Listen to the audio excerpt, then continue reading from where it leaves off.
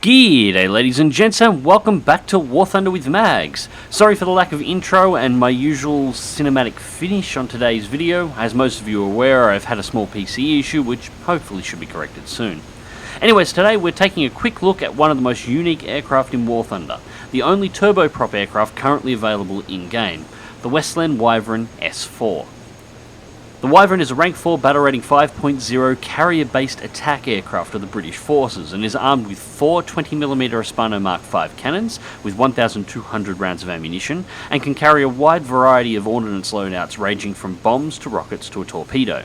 Today we're flying out with my preferred loadout, 3 MC 1,000 pound Mark I bombs.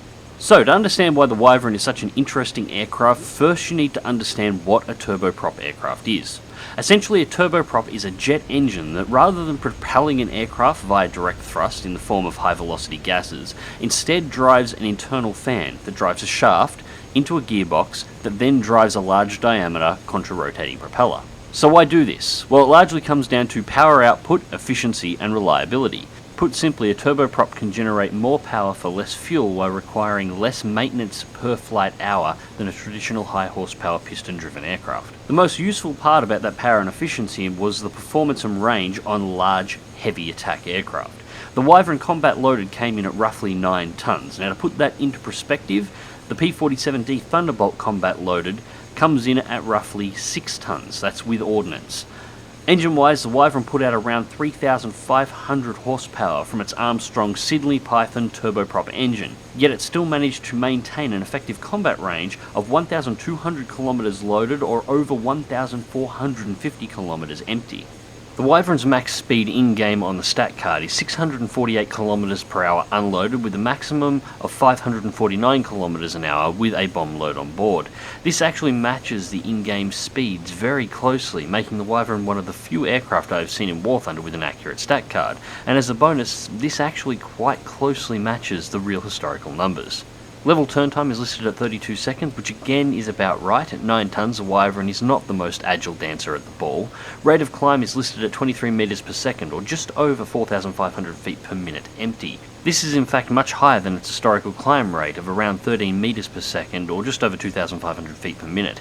However, in-game performance more closely resembles the historical numbers than the stat card in this case. So while the speeds on the stat card are roughly correct, don't take the rate of climb seriously, it's not as good as its listing. And honestly, it shouldn't be. But anyways, we need to get into this fight. Now one other thing I should probably mention. I decided to go after fighters and attackers in this particular game, however I had the aircraft configured specifically for ground attack. So I am running ground target belts, and I have an 800 meter gun convergence. This is not ideal for fighter hunting, as you will notice. So, first target of the match, you'll notice that I've completely ignored the firing line just back behind with all the pillboxes, and I'm in fact going straight for the bomb zone.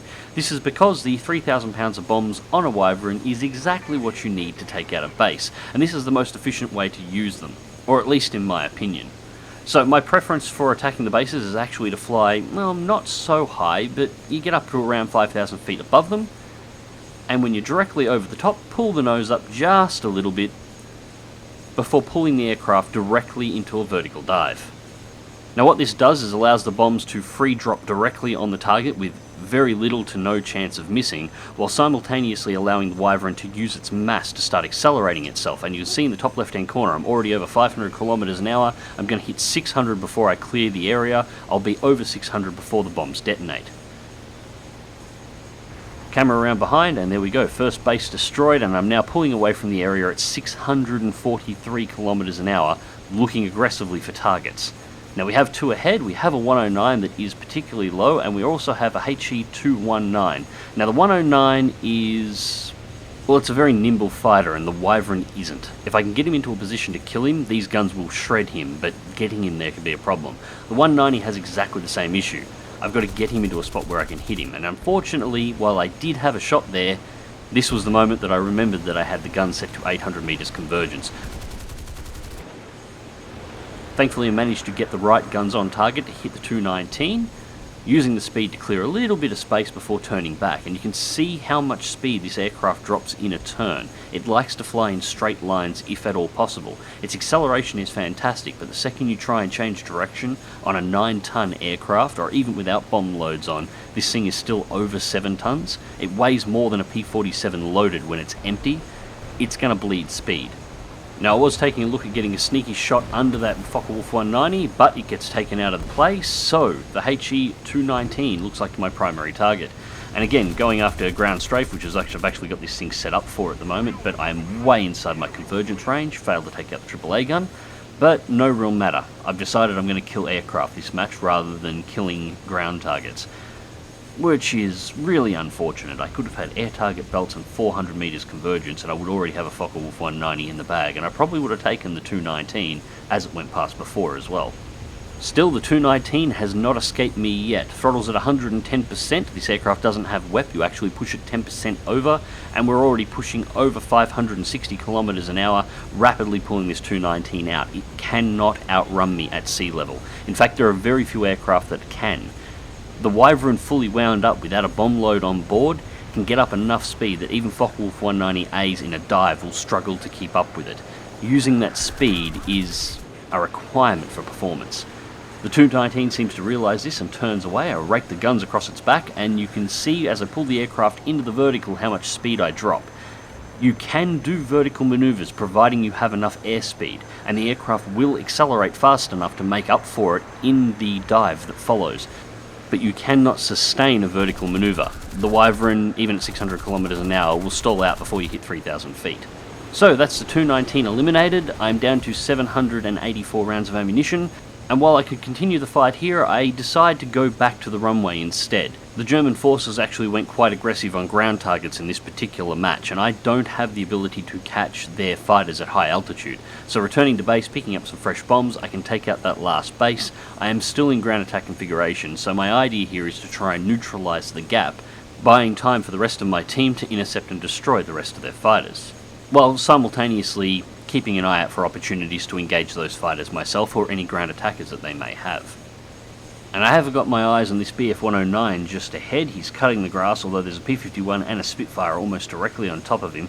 I doubt he is going to survive long enough for me to get there. However, the Wyvern is a fast aircraft, so I could be wrong about that. He's only 6 kilometers out, so 110 on throttles, push the nose down, looking for 600 kilometers an hour if I can find it.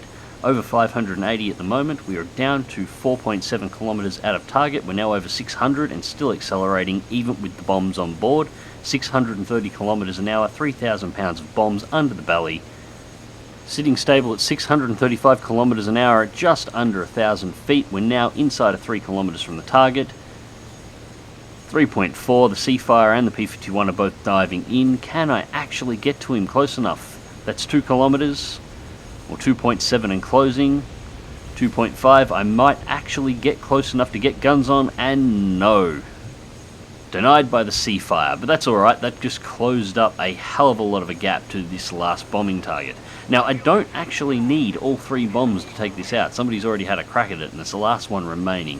However, I may as well drop them, especially considering that my chance at actually getting another kill is not gone yet. That is a Focke-Wulf 190, and right now I am the lead aircraft in this formation. But worse than that, the P-51 and the Seafire have decided to bugger off back to base and leave me out here alone. So, dive down to the deck. I need to accelerate out back towards 600 kilometers an hour just in case the Focke-Wulf 190 decides to have a go. But he appears to be flying overhead, so that's actually a good thing, because it gives me an opportunity to drop the bombs before I go looking for him. If he dove in right then, I would have probably had to ditch them in combat, but instead, he keeps going and is only just starting to turn back right now as he realises the Seafire and the P-51 are opening the throttles out to base and are currently well outside of his range to catch them. They'll be at the runway inside of AAA coverage by the time he gets there. So, combat flaps on. Roll into the dive. Aileron roll to head back in his direction, release the bombs, and there is a bit of a bug there, double animation. There is only 3 bombs there, you're just seeing double. Accelerate out past 600 kilometers an hour through the dive and pass back underneath the Focke-Wulf 190. who keeps going well at past 3 kilometers. Now I'm going to take the opportunity here to pick up a little bit of altitude, and as again you'll see that even with the bombs removed, the climb rate in a stable climb is not fantastic. I'm bleeding speed here, and I'm still not achieving anywhere close to the climb rate listed. It climbs alright. For a 9-ton aircraft, I'm not going to complain about the climb rate, but it's also not anywhere close to what's listed on the stat card. And that's just something really important to remember with the aircraft. While it has an incredibly powerful turboprop engine, it is a heavy aircraft that was not designed for air superiority. It's a ground attacker. You want to keep it low to the ground. So, just trying to drag in some more altitude, and there is the Focke-Wulf 190. It's turned back in our direction. So, I'm actually going to try and dance with him here, and this is actually a really good demonstration of the maneuverability or lack thereof of the Wyvern. Now, it's one of those aircraft where you can almost dogfight in it, almost, providing you have energy, but the second your energy goes away, you're in a world of trouble. So, starting out by grabbing as much energy as I possibly can, sharp dive directly under the Focke-Wulf 190 and then pulling the aircraft hard, turning over into a wide roll and then pulling back. We're going to use the air brakes to try and cut the guns in quickly. Unfortunately, I couldn't quite get them elevated enough on target. Retract the air brakes, back to 100% power, back into the vertical, combat flaps on. And again, I managed to pick up the lead here, pull the trigger, but unfortunately just not quite on target. He dodges nicely there. Pull it back into a vertical, into the dive, gaining as much airspeed as I possibly can, but at this point, Focke-Wulf 190 has managed to completely outmaneuver me. I know I cannot continue the fight in this situation, so just keep the throttles open and start running. Now his turns have cost him a load of energy and a load of altitude. He won't be able to accelerate to my speed in the amount of energy that he has left, which allows me to simply open the gap. So you can see, for about 20 seconds I could keep up with the Focke-Wulf 190. After that, I had to abort, and I had to know the exact time to abort. Having opened up a gap, turned back around, Focke-Wulf 190 is coming in. He looks like he wants to go head on. Now normally I would dodge out of the way, but in this situation I'll oblige him, take his pilot straight out of the cockpit, and that is my second kill for the match, and the final kill of this match. He was the last member of the enemy team still in play. So with the match wrapped up, let's go through to the results. So the results for the match: 2 kills, 1.97 tons of bombs dropped. We got the Ground Forces Rescuer and Final Blow awards. First place for the team, 2,417 points, 90,080 Silver Lions, 9,717 Vehicle Research points, and exactly the same for Modifications Research points. However, with nothing to actually research in the British tree anymore, all of that research just goes into the ether. So, the Westland Wyvern, it is a fantastic aircraft in my opinion. I really enjoy flying this plane. It's powerful, it's fast.